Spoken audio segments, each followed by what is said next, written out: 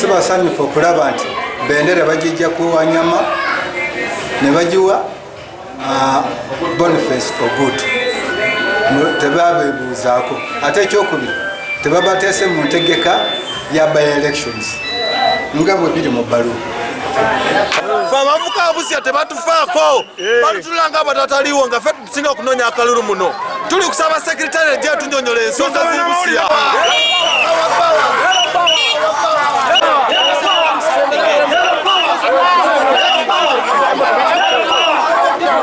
Tetuli bamativu ne office byekola ekintu kyaffe wekiba kiyiseemu office teyagala kukitwala mu maaso.